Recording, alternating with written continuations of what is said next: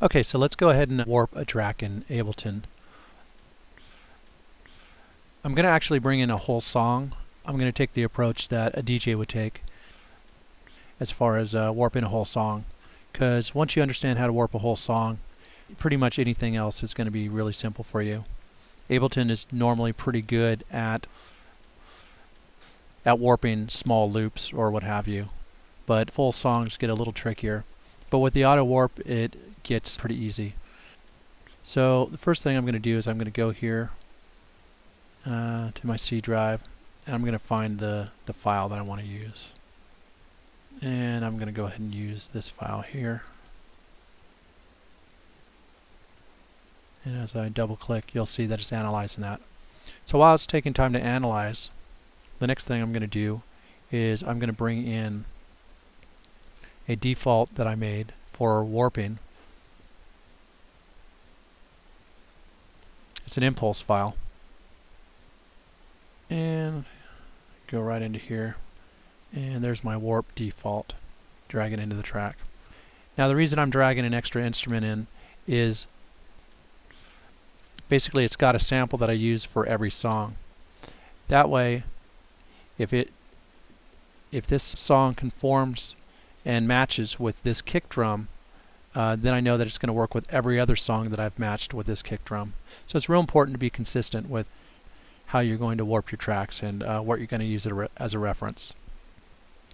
So now that I've got this file, now obviously if you want to use your own, you could either use one of the default kits and just use the kick drum, or you can go into your sample library and drag your sample in and drag it right in. Alright.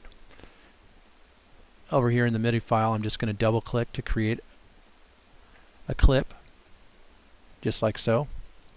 And then I'm going to turn on the pencil tool, and down here I'm just going to draw in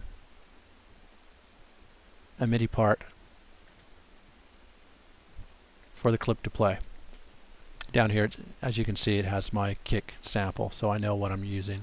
And these are the quarter notes, so I'm just going to make a 4/4 beat, which works pretty well as far as making something that's going to get a match up with your song. So I'll play this.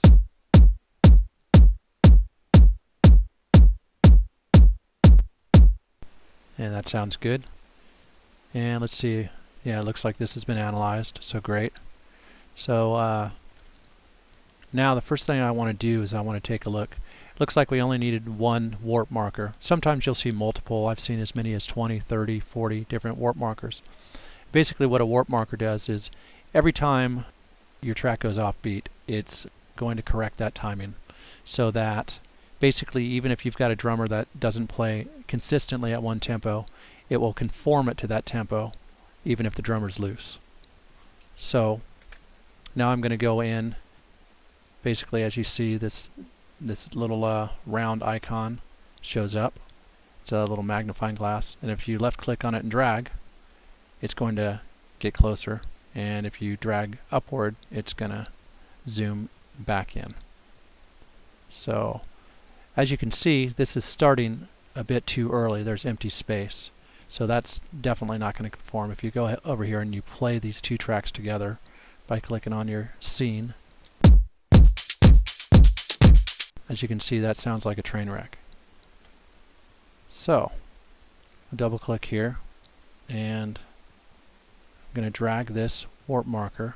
Now if there were multiple warp markers, what you would do is you would left click on this first marker, hit Control A, and that's going to grab all your markers so they all move at the same time. And you're going to drag it closely, and then you're going to get in closer. This is just simply dragging down on the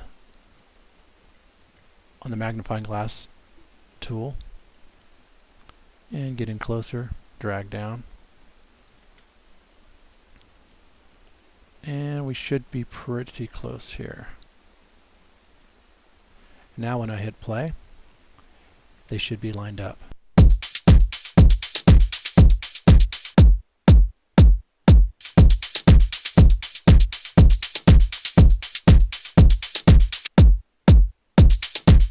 it sounds pretty on to me.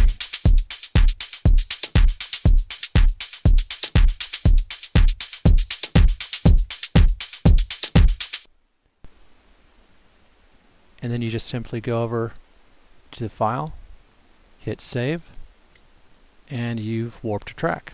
Congratulations.